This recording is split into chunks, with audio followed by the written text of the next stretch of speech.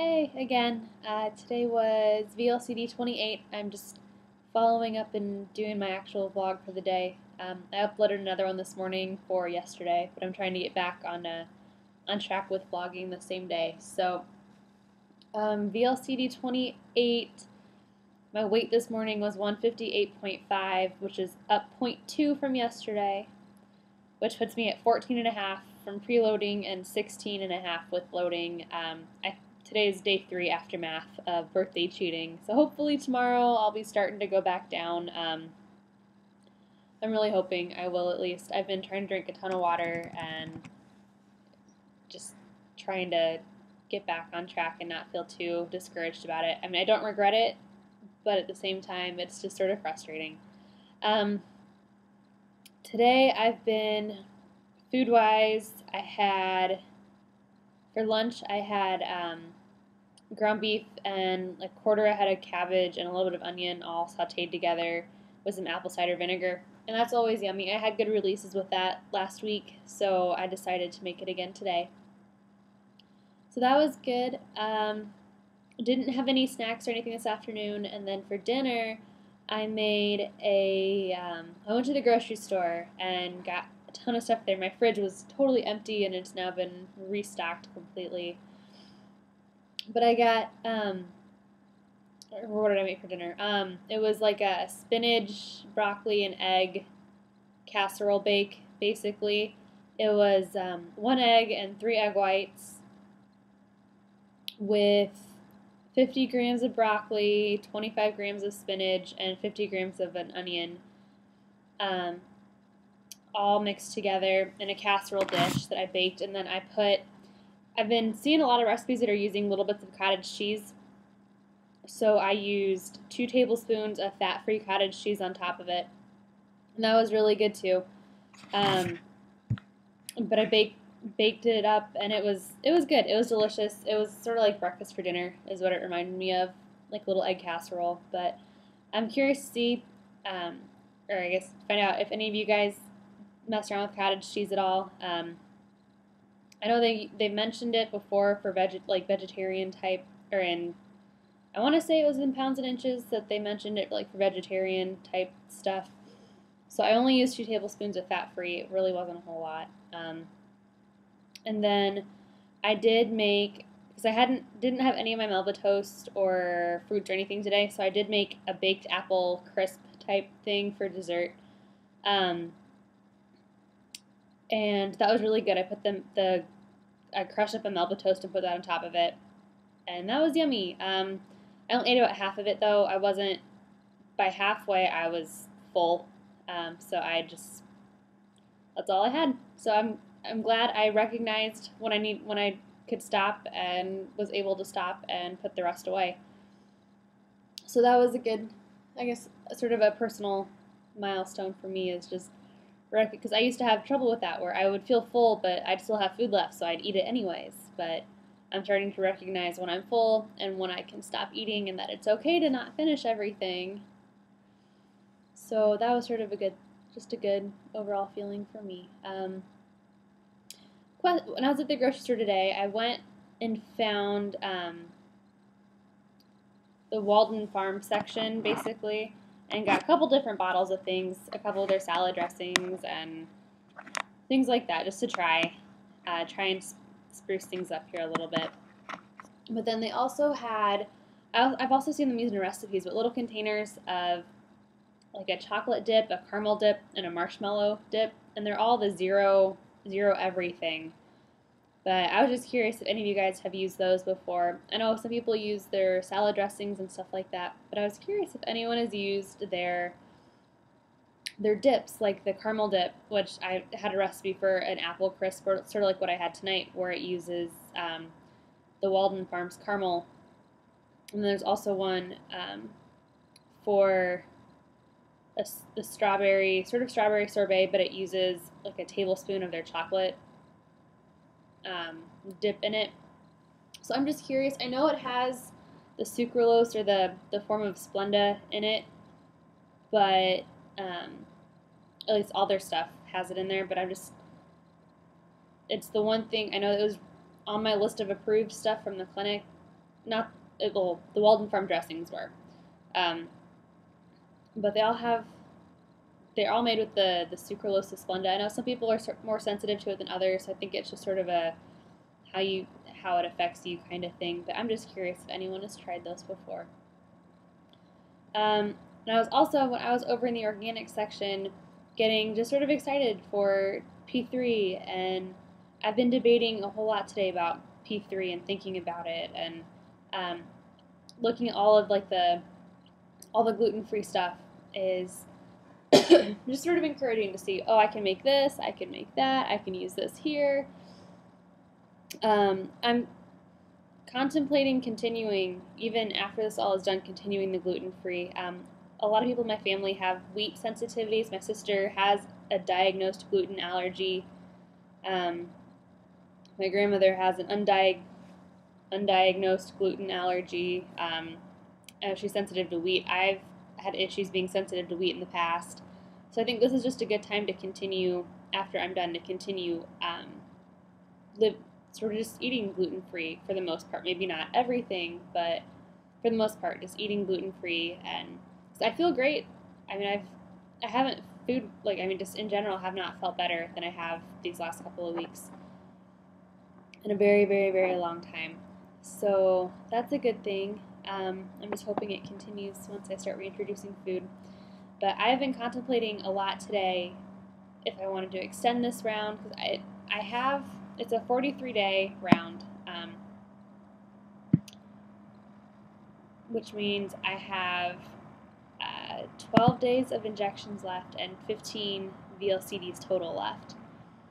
And it's sort of bugging me today. I'm just thinking, like, I've only lost 14.5 pounds from where I was before I started in 28 days, which is, I'm averaging like half a pound a day, which is, I know is still good, but it's just sort of frustrating at the same time.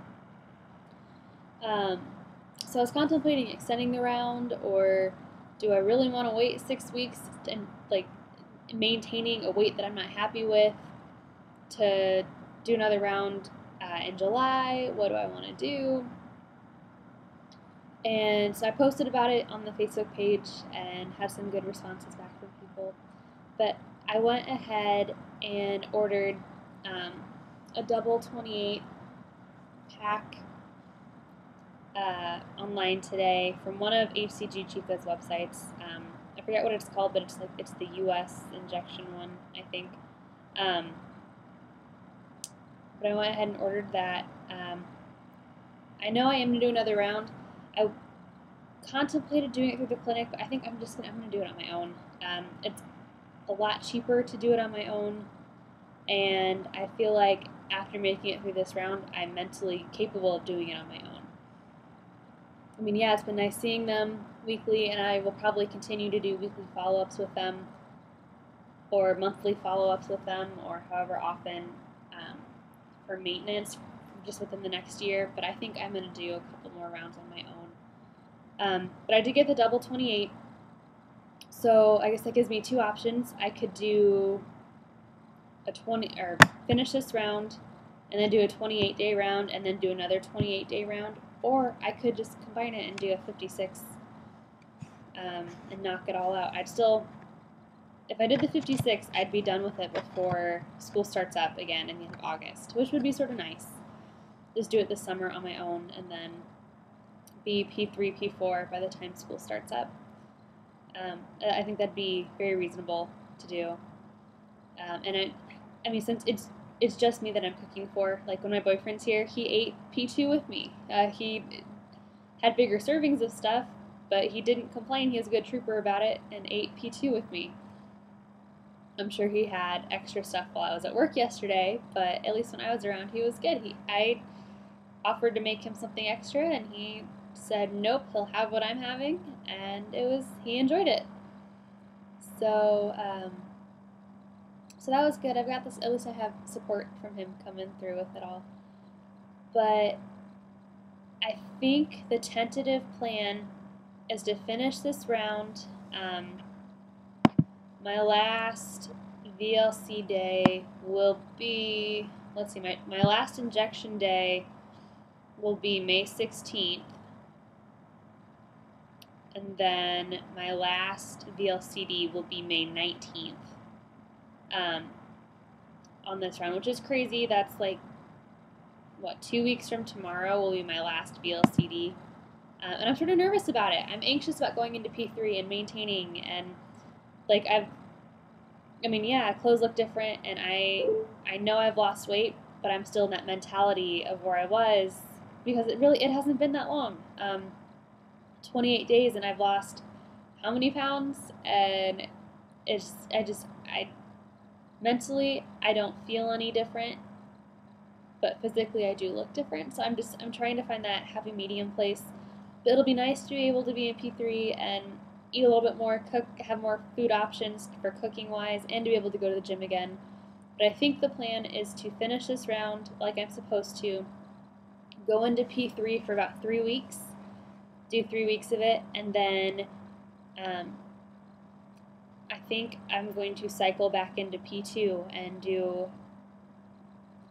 Right now I'm thinking of doing the 56-day round just so I can get it done and be done with it and be in P3 or P3 P4 by the time school starts back up in August.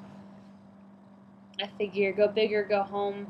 I know I have the willpower to do it now because I've done it this long, and I'm not starving.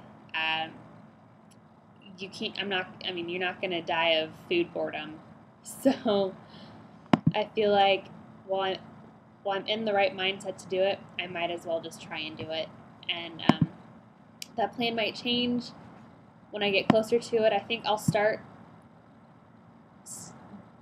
with that first 28 days, see how it goes, and then I can always, if I'm having trouble with it at the end of those 28 days, I can always stop and go back to P3 for a while and then do another cycle into another round several weeks later. Or I can continue, draw up the other vial and keep going with it for another 28 days. But I know the more rounds you do, the more time you're supposed to wait in between them. So I figure if I can just knock it all out in 2 rounds, that'd be fantastic. But my starting weight was 173, and I would love to hit 120. I think is the number that I'm going to shoot for. I'm 5'1", 5'2".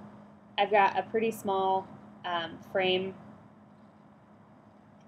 I've got, my rings are 5.5 to 6s. Like this is a 6, and it's pretty loose. So I've got a pretty tiny frame. It's just been hidden under flab for a while. I would love to hit 120 though, but I think I'd be happy 120 to 130 in that range. But to get me to 120, that would be 53 pounds total, and I've lost 14.5, which would be another 38.5 pounds to get to 120, which, I think that is feasible between the rest of this round and then if I did a 56-day round. That I think I could do it. Or if I wanted to hit 130, I'd have another 43 pounds, or that'd be 43 pounds total. So 43 minus, that'd be another like 28.5. So I think, I feel like my goals are within reach within another round, even if it is 56 days long. I feel like or split it into 2. I feel like my goals are in reach, and I'm tired of wasting valuable time and just be like, oh, I'll do it. I'll do it later. I'm tired of doing that. I'm making a change now, and I want to keep making that change. But I am nervous for P3. I feel like it's getting here a lot faster than I expected. So we'll see what happens. But I am getting nervous for it. It's nice collecting recipes and stuff, but at the same time, I hope that I hope it works.